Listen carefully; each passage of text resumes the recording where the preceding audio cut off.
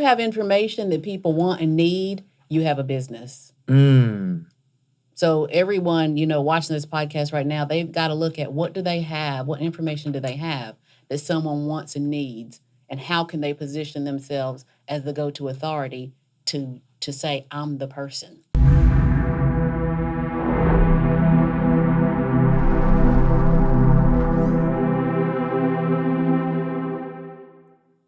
What's going on, good people? Welcome to another episode of First Generation Wealth Builders. Today, man, I got a superstar with me, and I'm getting to meet her for the first time in person the same way you are. So I think it's going to be super dope. I have Miss Kelly J with me. Hey. Welcome, welcome, welcome. I appreciate you taking that time out to come out and hang with us. Thank you for having me. No doubt, no doubt. So we started to talk before the podcast, and you were telling me a little bit about yourself, about your history as an entrepreneur. Yes. Can you tell us about your first encounter with entrepreneurship? Oh, wow. That's such a great question. I was a corporate girl for many, many years, almost 20 years. I did everything that the world and our parents tell us to do. Go to college, get the good job, stay at that job for 40 years, get the gold watch, the cheap watch. And I understand that. And that was the path. That's what we knew. I mean, they weren't wrong for that, but we weren't taught entrepreneurship. That wasn't a thing back in the day, right? So, but when I came to Atlanta in 1997, and I hired on with the Department of Justice, which was a good job, good government job, as they say, right? Shortly after getting to Atlanta, I met my husband, who was an entrepreneur. And I saw that he just got to do whatever he wanted. He got to do what he wanted to do. He got to do what he had the freedom. He had the choices. He can go on vacation when he wants. He doesn't have to ask permission. And so that gave me a look into what that life could be. So over the years, even though I had a great job, I began to experience an internal struggle of, this is the world's view of success, but there's a whole nother world of entrepreneurship over here. And remember that this was back in the 90s. That wasn't a thing. Got you. So mid-90s, late 90s? Late 90s, 97. Got you. Okay, I was a pup.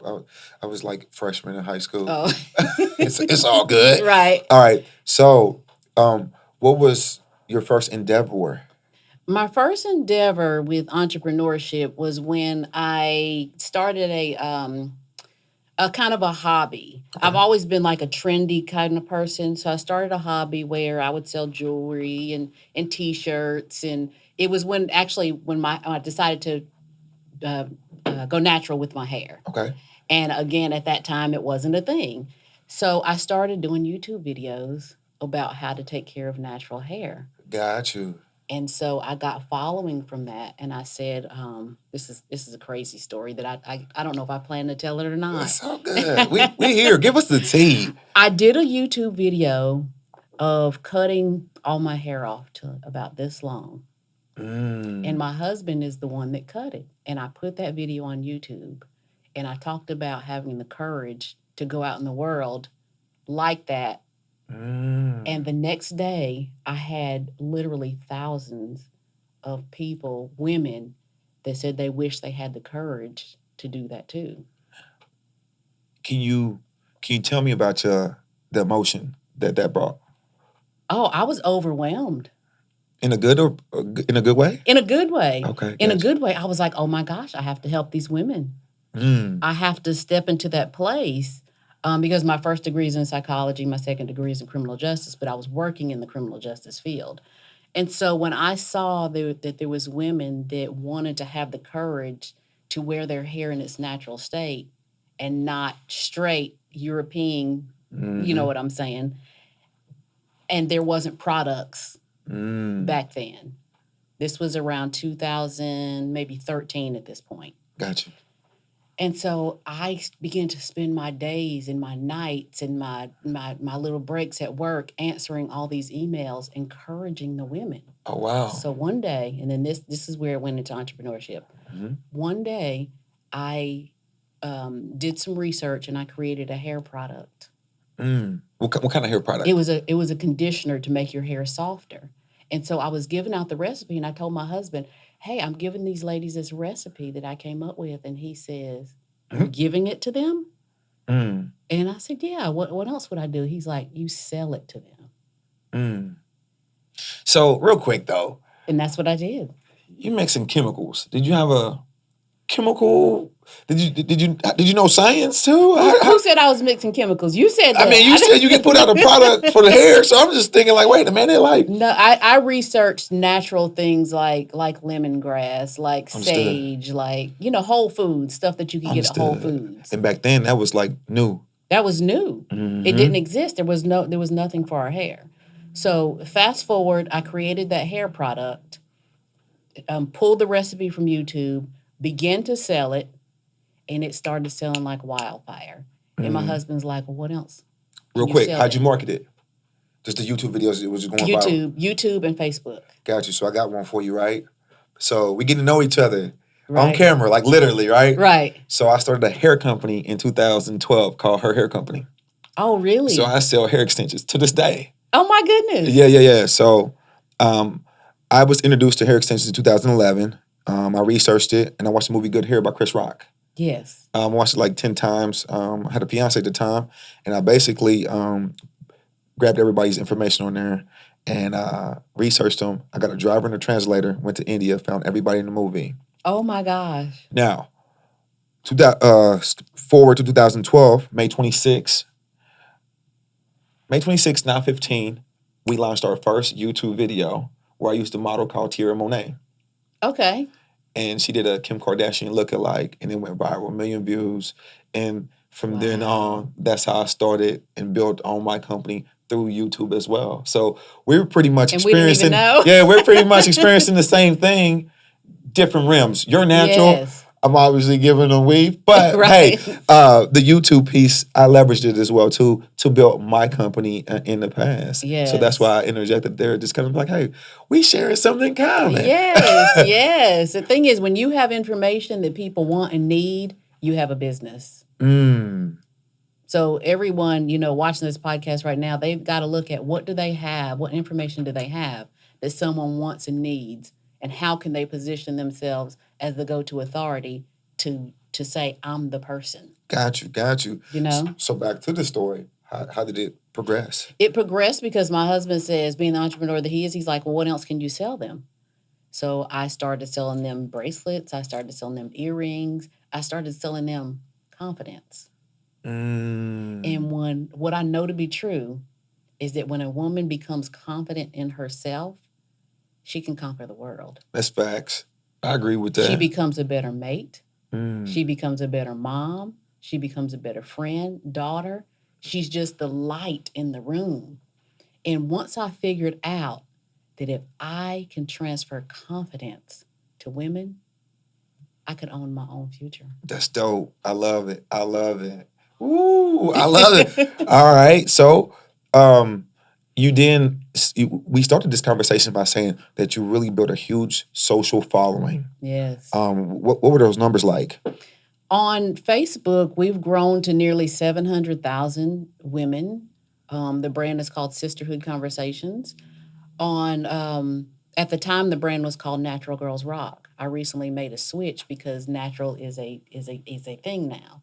So I'm like, what is really needed in this community? And I changed the brand from Natural Girls Rock to Sisterhood Conversations because there's conversations in our community that aren't had that need to be had. And I noticed that I could not keep leading a brand where women just saw physical as their worth. Does that make sense? 100%. Hey, you got to be more than keep that. talking to me. You talking spicy right now. I like it. You know what I mean? I like it. So what is the mission of the brand? If you don't mind me asking, I know that this podcast, we're going to really talk about your new coaching endeavors, but I really want to understand the mission of that brand because you changed it for that reason. Right. So what's the ultimate mission with it? The ultimate mission is to give a voice to conversations that aren't had in our community. So to bring it back to the coaching realm, which is what I do full time now as a full time life and business coach, is once women saw me build that brand, I started getting tons and tons of emails of how did you build this business so quickly? Because it went, from zero to a bunch real in a short period of time. And in that, I started business coaching. And in that, I started life coaching. I noticed it was a lot of broken women. So that's how what I do now as a life and business coach was birthed out of that brand. Got you. Right? Dope. And so I was doing quite a bit of life coaching. And what I noticed is I found it difficult for me to coach people in life who want to stay stuck. Man, hey, I'm with you hey, I'm at church. I'm right. Amen. Right. Some people want to stay stuck. And so that began to be heavy on me. And what I know about entrepreneurship is that you can create anything that you want. So I said, you know what? I want to coach people who want to coach people. So I became the coach's coach. Now I teach the people that reach the people. So I'll coach life coaches. Let them deal with all the people who act like they don't want to change anything, but let me coach the leader. Does that make sense? 100%. And like Jim Rohn says, if you're a leader, you're not a real leader unless you're creating other leaders. Facts. So, creating opportunities for others. Creating opportunities for others and showing them how to lead their people. So, in entrepreneurship, the first thing that you start to do is probably not going to be the thing that you end up doing. Man, yeah, you're right about that. I've done 1,000 things. And it's okay to pivot. Lean into the pivot because we get to create life to be anything that we want. So just don't stick to something just because this is where you started. Allow yourself the grace to evolve into who you're supposed to be. And I feel like I know I have arrived at that place where I'm like, I was designed to lead leaders. I was designed to be that person to lead women who lead others, to teach the people that reach the people. I love it. So you got this brand, and now you're going into the coaching. How's that? What's going into the transition? What's going on there? I'm on the other side of the transition. I stopped. What I learned was that I had to stop one-on-one coaching. I used to do one-on-one coaching. Okay. And my days where I became like a high sought-after coach to work with, if you will. And what I learned was no matter how much you charge per hour or for a package, there's still only so many hours in a day. Facts. So you're going to max out if you are teaching one-on-one. And then that's when I switched to a group business model. Okay. And so what I do now is I teach seasoned coaches how to go from a one-on-one business model, no matter how great they are or how much they're charging, to transfer into a group coaching business model. And what that does for them, it allows them to scale their impact because they're reaching more people, and scale their influence for the same reason, and to scale their income and work less amount of hours. And that is the sweet spot that every single coach is going to realize they have to do. Got you. All right. So I'm going to play devil's advocate for a little bit. I got to have a little fun with it. Be careful with your hands. Yep. Thank you. You good. So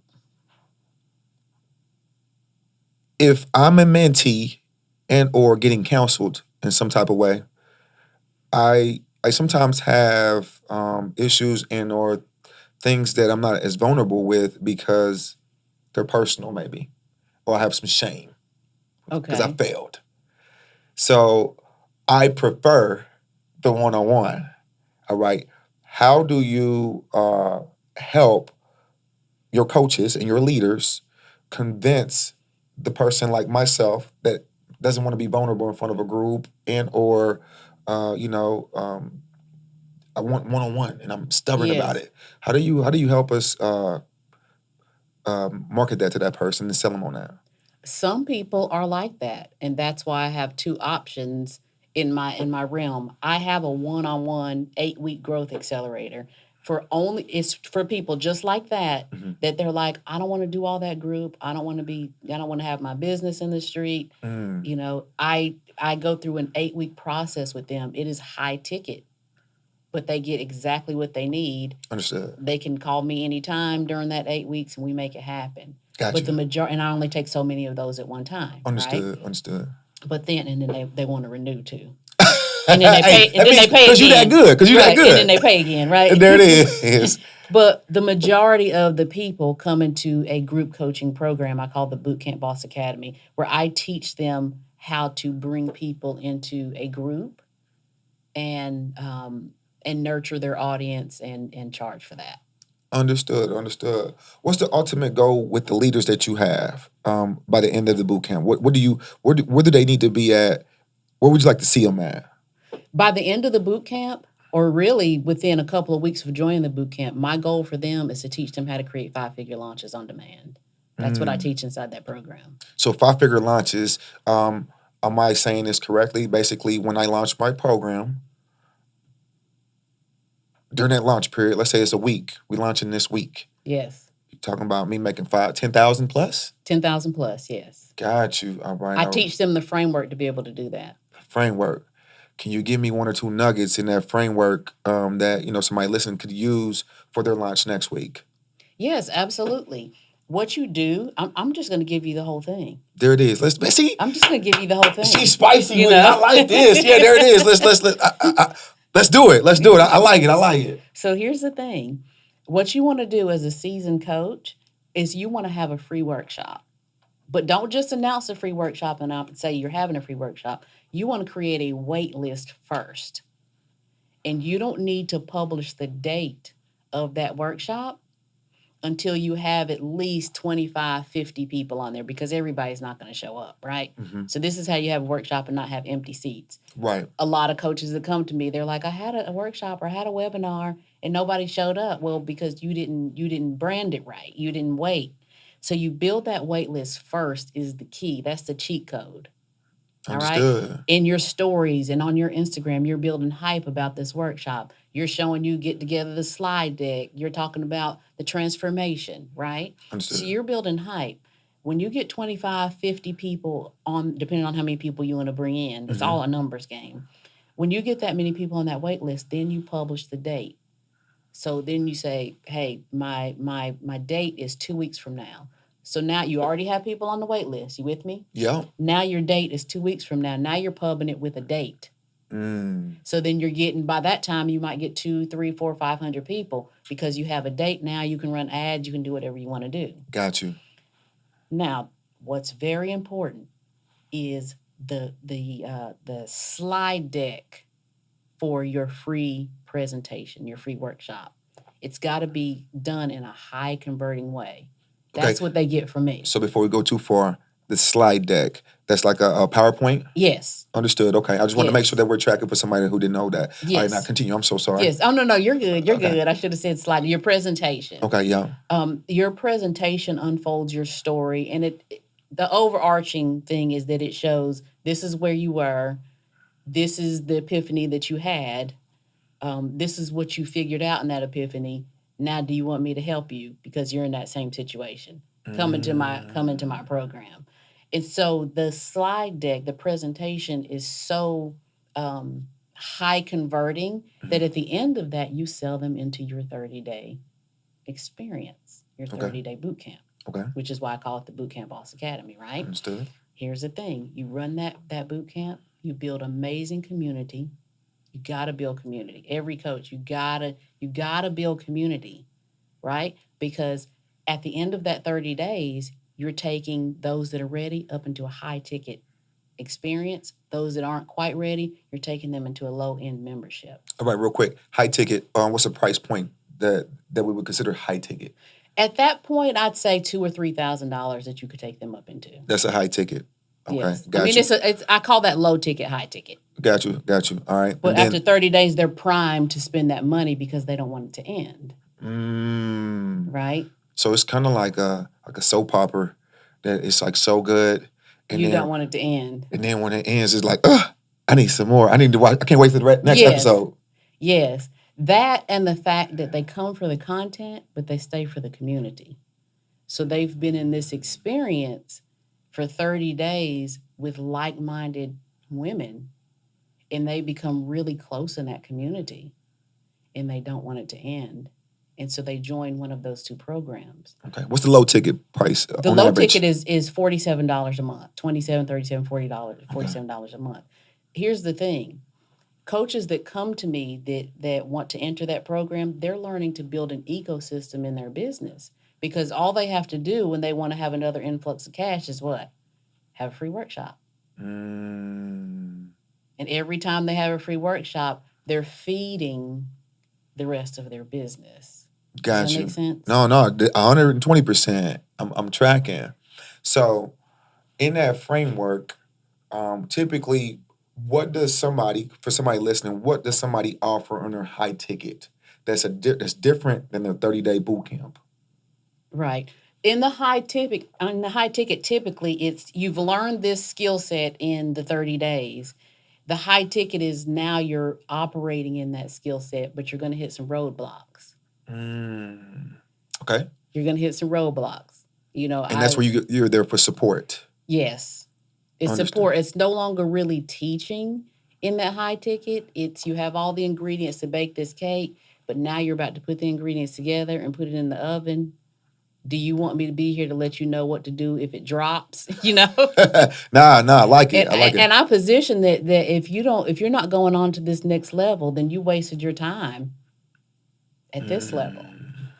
Does that make sense? Got you. The psychology here. You applying that. Oh yes, I'm huge on sales psychology and NLP. Huge. What's Because NLP? Neuro linguistic programming. Got you. Oh. It's So basically another way of saying sales psychology. yeah. So where can somebody, listening, obtain some of that information, like the sales psychology? Just because there are, Right. love Neo to death, but speed, love, success. Right. He puts that in between everything. Right. Before you know, when it's time to purchase, speed, love, success. Right. Go ahead and get that quickly. Right. Too, You're like, where's my bag? Let me pay for this. Yeah. Yes. I mean, I teach a lot of it inside of my community. Boom. I teach a lot of sales psychology, because no matter what it is you're selling, people are people. Mm-hmm. People are people, no matter how much money they make, where they are. People are people, and there's a thought process that makes somebody feel like they need the thing.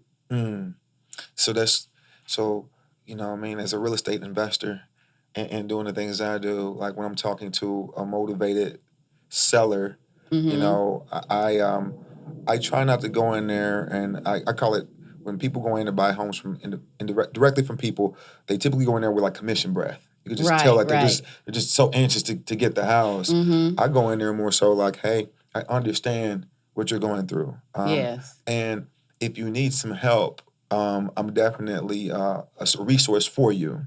And when you're on the phone with them, they don't want to hear that too long. So I'm always like, hey, if I make you an offer that makes sense to you, would you sell your house? And they typically tell me yes. Right. Is that a sales tactic that Absolutely. you would call it? Okay. Absolutely. Because the more yeses you can get them to say on small things, the more likely you're going to get the big yes that you initially want in the end. Got you. That's why that's what I do. Yeah, when you're on webinars, they say yes in the chat if such and such and such. That's just all. You're unlocking the secrets right now. Yes. You're unlocking the secrets right now. From now on, people are gonna be like, "Hey, put in the fire emoji." Everybody listen to this is not putting in the fire emoji. You're gonna be like, "Man, Coach Kelly told me that's the sales psychology. I'm gonna back up out of this." Yes, you're getting them to say small yeses to themselves. Here's the thing. The decision for somebody to buy a house that you're trying to sell it to, you have to position it as their decision, not yours, right? That's one thing. The other thing is you have to position yourself as on the same team as them.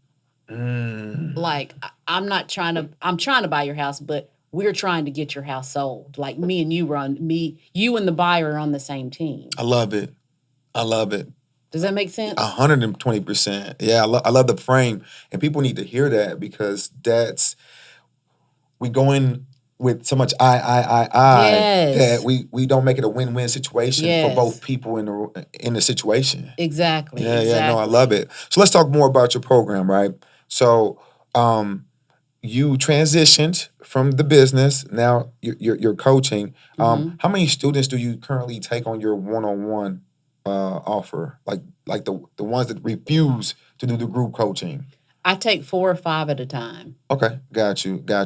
Now, on the group side, how many students are you open to taking on the group side? I like to keep it around 25 or 30. Okay, We meet every week okay, and I do content review for them, live content review. They drop their links and I'll go look at their Instagram. I'll look at their landing pages. Everybody can see me do that.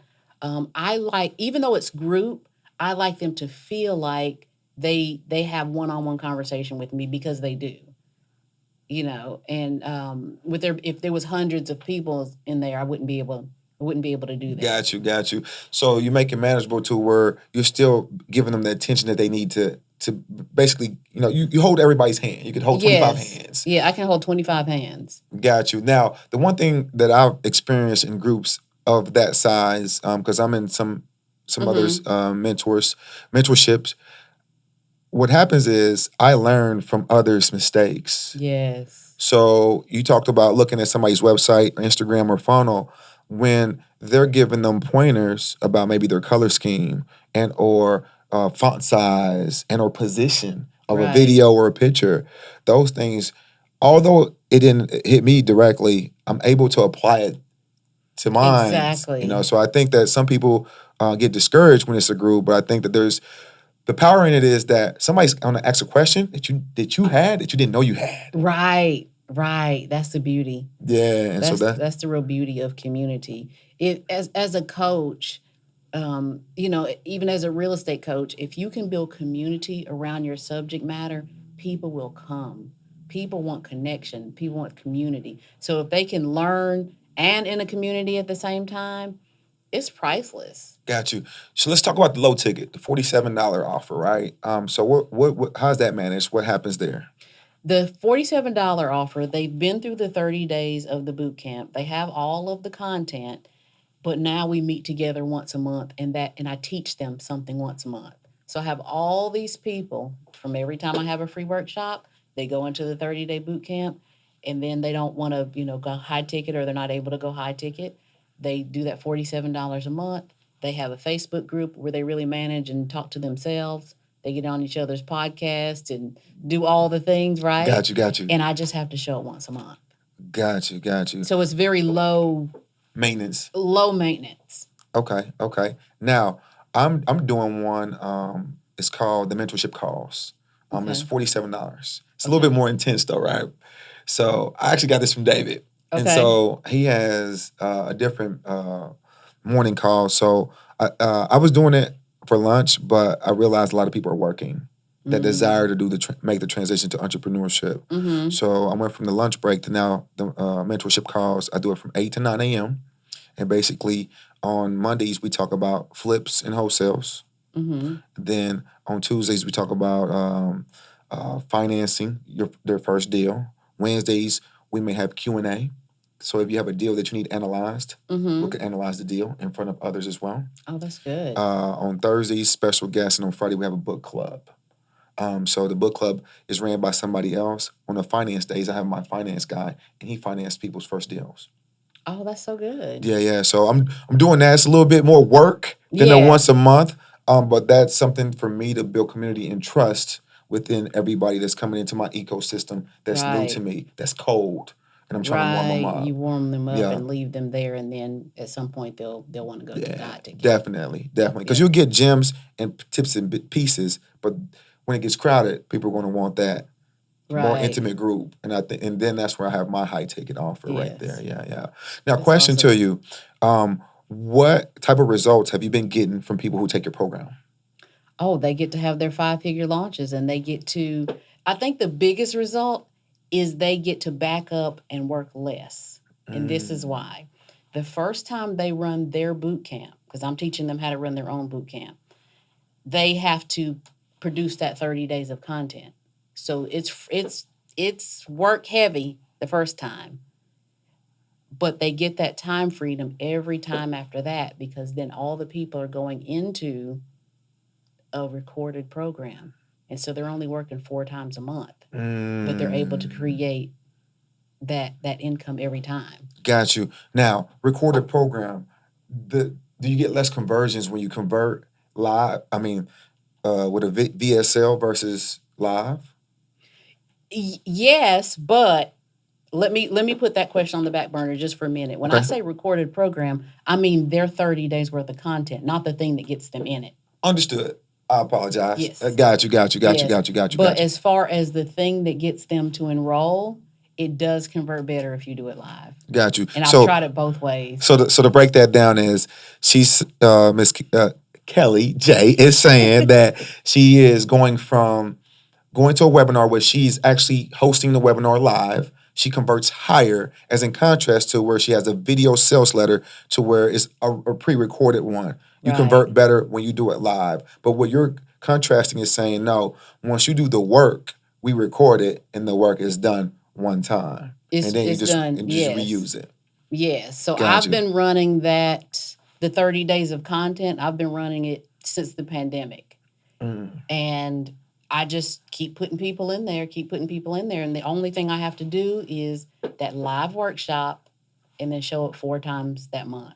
So I legit, if I didn't want to do anything else, I could work 5 days.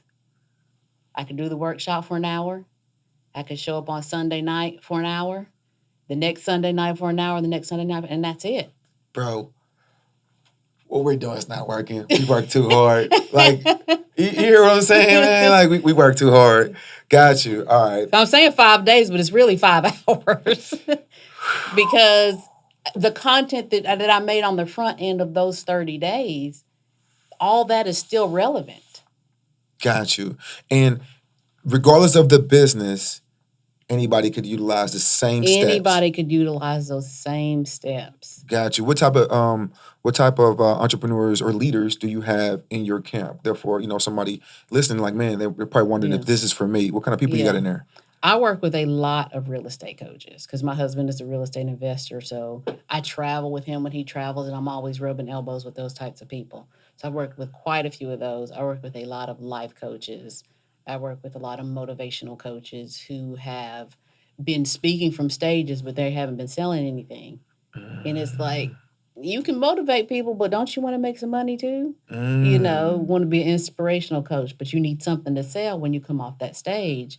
Lead these people into a group program. Got you. I don't think a lot of people look at it like that. I think every coach, whether they're motivational, inspirational, real estate like yourself, you need to be looking at what group can I run to create a high ticket out of that? And then all you're doing is having that free workshop, leading them into a paid program, and then selling high ticket and then membership. You said it once before. I need you to repeat it. Who should teach? Because basically you told me anybody that has any type of expertise and knowledge in something. Yes. But you worded it so beautiful. Because somebody listening to this is wondering, like, man, is she talking to me? Yes. Who should enter your program? Oh, wow. That's a great question. It's anybody who has something educational to teach, or anyone who has a story. For example, you teach real estate.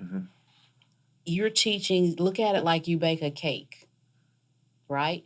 When you're teaching them, they know they have to have flour, they have to have eggs, they have to have an oven, they have to have a pan. You're teaching them those moving parts, but they still don't know how to put the cake together. So they have to come to you to learn how to bake the cake. How does the stove need to be all the way hot before you put it in? Does it put need that to thing sit on out? 700. Right. That's what a coach is for, right? So you're teaching them that from an educational perspective. But someone does not have to they don't have to have an education to teach something. I teach a lot of divorced women who become divorce coaches. Did they have an education in that divorce? They have experience, and they know the woman that is now going through a divorce. They know what she needs to hear. Man, They know what she so needs to feel. I get that, right? So I struggle with that. So we get to know each other here on camera very well. So in 2008, I was an insurance agent for American Family, but I was transitioning into independent agency at the time. But that's when the recession happened. Mm-hmm. I was younger, and my clientele came from new home purchases. It also came from new car purchases. I had Mm-hmm. relationships with realtors and auto salesmen. Well, business slowed down dramatically, and then I had talents, so I speak Spanish, Mm-hmm. and I was De working. veras? Yeah. I was working with the Migos. Yo hablo español. Yo soy panameño. Okay. Yeah. I'm born in Panama. Okay. So long story short, man, I was hustling. Got set up. Was robbed. I lost everything. Lost everything. What I'm saying, everything, cars, everything possible. I was near homeless just because I went through a little bit of depression in the situation, and so I lived with my homies, and I decided, man, I just need to start over. I went to the military. I went to the military just to get away, clear my Mm-hmm. mind, came back. I set my goals. I achieved all that and more. You know what I'm saying? I paid my mama's house off. I've made the Inc. 500 list 3 times. Wow. Um, I've I've made millions of dollars. So now I just focus on cash flow and peace. 'Cause I just want to be Yes. I love peace. it. Peace. I'm happy if I make cash flow. I can do the things I want to do. You know Mm-hmm. what I'm saying? I don't need to be abundantly rich with. I don't need to be worth 50 million. I Right. need to make $100,000 a month, and I'm good. Mm-hmm. Just because I can do everything I want to do, right? Right. And I can afford to continue that legacy for my children and everybody else. But a part of me struggled telling that story to people. I feel like so many people, example, use Christianity when they sell and things like that. So like, I don't do a good job, and I'll be honest, in using my story to sell. I sell my knowledge, and so Mm. I may struggle converting sometimes because I sell my knowledge. I could break down any deal and however you need me to. Mm-hmm. But you said that they don't have to have a product, you have to have a story. So I have a tremendous story just because like I went from everything, all the cars, Right. everything I needed, lost it, bounced back, you know what I'm saying? And I had one of the fastest growing companies in the world. And so just to achieve that, it is something that I'm proud of. Right. Um, it is great. I have, like I said, nearly 2,000 rentals. And so I feel like I've done the things I was supposed to do as a kid, as an entrepreneur, as a Mm-hmm. father, and things like that. Maybe not perfect, but I've tried. But I don't always tell that story. How do you help somebody, break through and get comfortable with being vulnerable like that? That is such a good question and one that I'm asked pretty often. And I want you to look at it like this. Your story will not go in vain if you now are willing to help someone else Hmm. who's in that place get through it easier because you're willing to be vulnerable. Mm. You didn't go through that just for you. So bring it full circle and be willing to reach back and say, I went through that. I walked this road. And what I want to tell you is there's a pothole right there. Don't do it. Hmm. When you get down this far, there's going to be an oak tree to the right. I want you to turn right. That you got to be willing to do that. Got you. Got you. I guess I didn't want it to seem like a shameless plug. No, it's the true story. Facts. It's true. Facts. I tell my clients, look at it from the one method, WWON. Hmm. If you look at what you went through, you know, that's the W, and the O is what you've overcome, and the N is what you're never going back to. If you have those things, and your story does have those things, then it's your duty to pull back and teach it to someone else. Boom. Say less. Say It's less. your duty. It's not an opinion, it's your duty. Mm.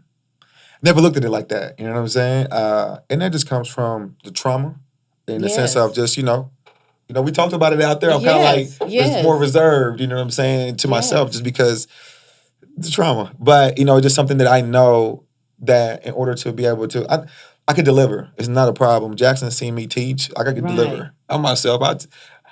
It's just marketing it like that. I struggle. I was like, Yes. you know, You know, I see Wall Street Trapper do it and other guys, you know, and Right. they're great stories. And I mean, I resonate with them. Yes. But it's just like, it's difficult for me to put it But out look there. at it like this. Mhm. Struggle is a choice. I've heard you say struggle about 7 or 8 times. Struggle is a choice. I never looked at it like that. You can choose to take that struggle and say, I have struggled with this. I now choose to let go of the struggle. I'm going to take it off. I'm going to sit it right here. Because what's more important is for me to not have somebody be as traumatized as I was, especially as a Black male.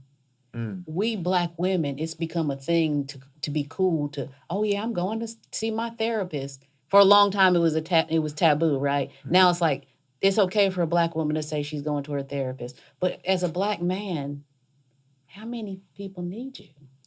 It's hundreds, you know what I mean? It's hundreds of Only people. hundreds? Thousands of people. Okay. Probably millions. Because millions I mean, of Black, real dudes. I'm saying real dudes. Yeah. No, I get They it. need to hear. They need to hear that. Look, like you said, look at Wall Street Trapper. He has built the following he has because people resonate with his story. Facts. And he's willing to be vulnerable in that place.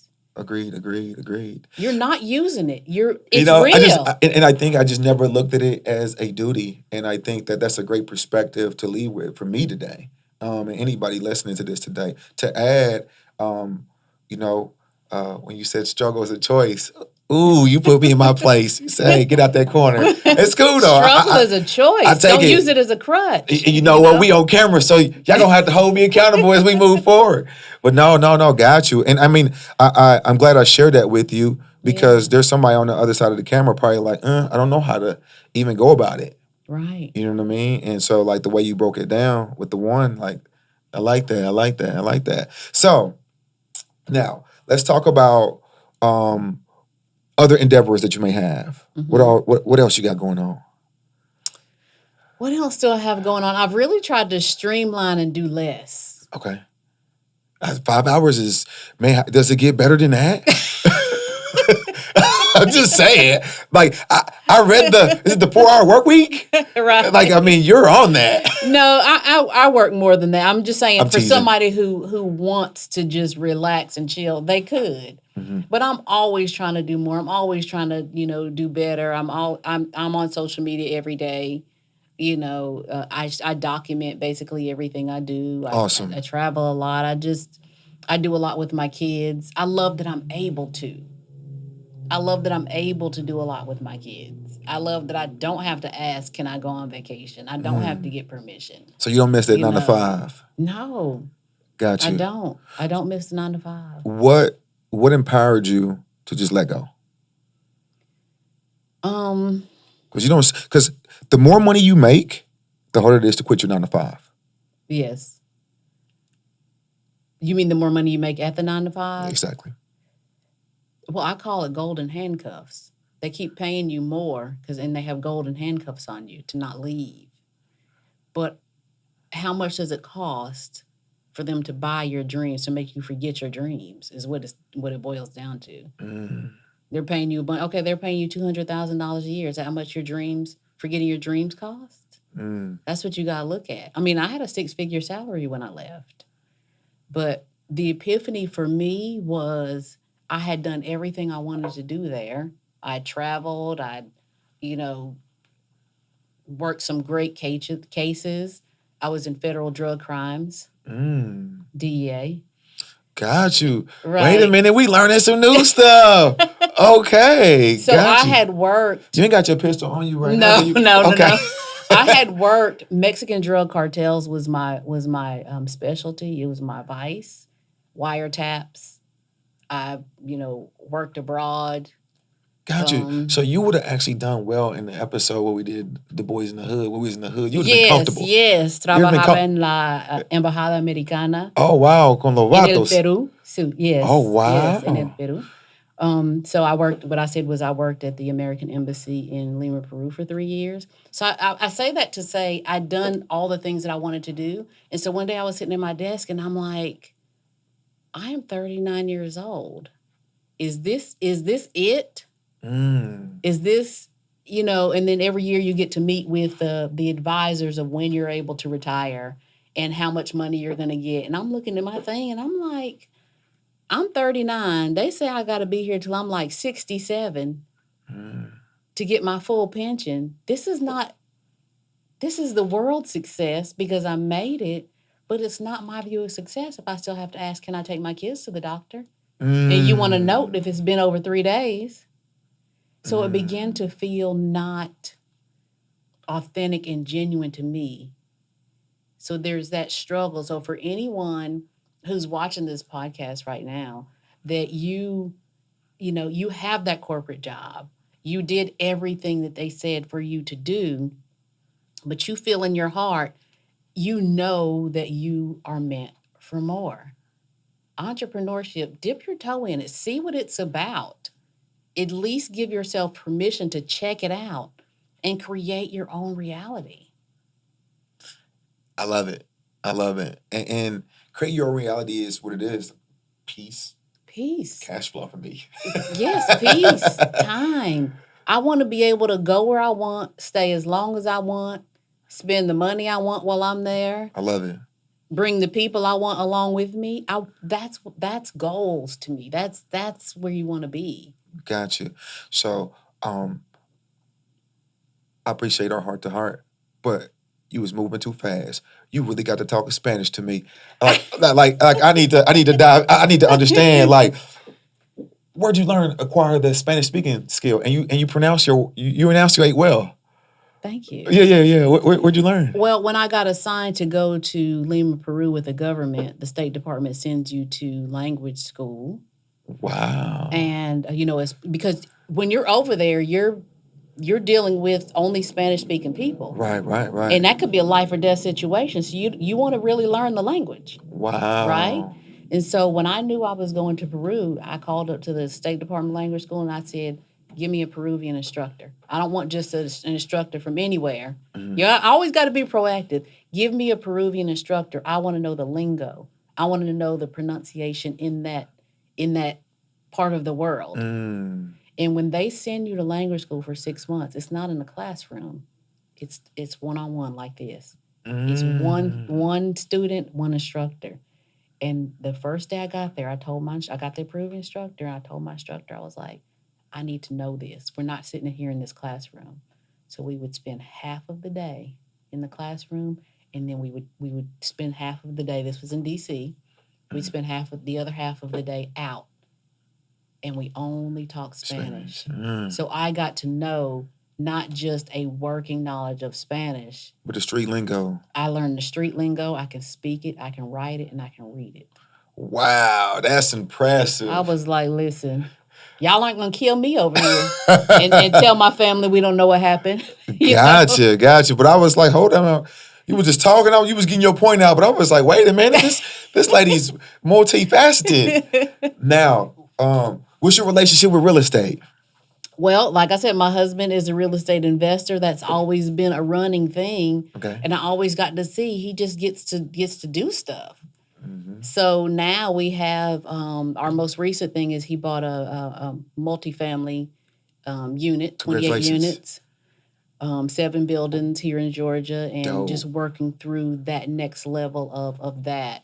Gotcha. We own several single-family residences and duplexes, in and around Georgia in the city. But you only focus on Georgia? Just in Georgia. Gotcha. But he's moving into that multifamily now, because that's... Gotcha. You might as well, same transaction, might as well get the bigger bag. Right. Gotcha. Like group coaching and one-on-one coaching, it's like, look. There it is. Now, question to you, how involved are you in the real estate business with him? Not much. It's one of those situations where he's strong-headed and I'm strong-headed, so we both own a business, but it's 2 separate businesses. Understood. But even though I don't work in the business, he'll bring certain things to me from, what do you think about this? What do you think about that?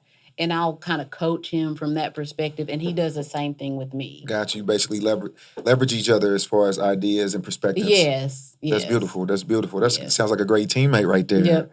Got you. How long you been married? This year will be 24 years. Man, hey, congratulations. We don't hear that. You've been married longer than he's been alive. So that's a success, though. No, that's beautiful. Any kids?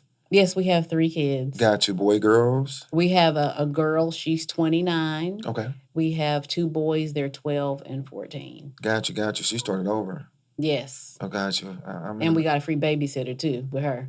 Because depends on how you look at it, right? I love the honesty. Hey. Right. I'm starting over. So I have a 17 and a 19-year-old, and I have one on the way. Oh, my goodness. Yeah. We going to make it through, though. We good, though.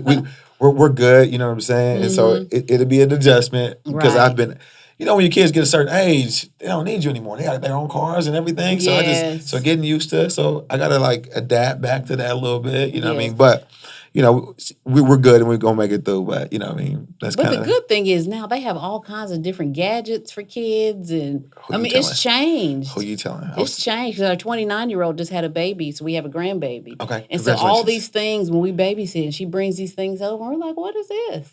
When they start doing this. That's funny. But yes, congratulations on the baby on the way. Thank you. It's a girl. We discovered it's a girl. So I have 3 girls. Oh my goodness. It's cool. You know what I mean? There's a saying out there, and I ain't gonna repeat it. Are you? Nah.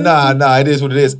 I know how to basically operate. I understand how it works. You know what I mean? So all we hope for is great health. Yes. You know what I'm saying? Safe delivery, everybody good, and that's the focus right now. Right. You know what I'm saying? Right. And preparing. It's her first child, so so definitely nurturing that process and the emotions and that stuff. mindset. Yeah. Man, yeah. How far along is she? She is 3.5 months. You know what I mean? So we just discovered like 2 weeks, a week ago, the baby's gender. So about 3.5 months. So sweet. Yeah, so like muy dulce. Right? We had to move stuff around the house, and you know what I'm saying. I was like, man, we're gonna put the playpen in. What we gonna do all this? And like I had to, you know what I mean. I had a bachelor prior to, but it's gonna work out though. We good.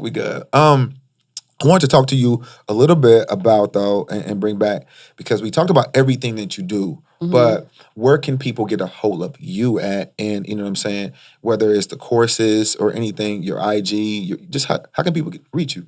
Yes, thank you for the question. I am on IG all day, every day. That's where you can see me. It's at Coach Kelly J. It's just the letter J, Coach Kelly J, Kelly. Connect with me there. If you are interested in the Bootcamp Boss Academy, where I teach you how to create 5-figure launches on demand, you can go over to my website, coachkellyj.com. You can get there directly, coachkellyj.com/application. I do handle that by application because I want the right mindset of people inside of the program. So I make them apply to that program to have the right people. Got you. For somebody listening, what type of person are you looking for to enter your program? I'm looking for somebody who's coachable. And that word is loaded, right? Yeah. If you know everything already, then you don't need me.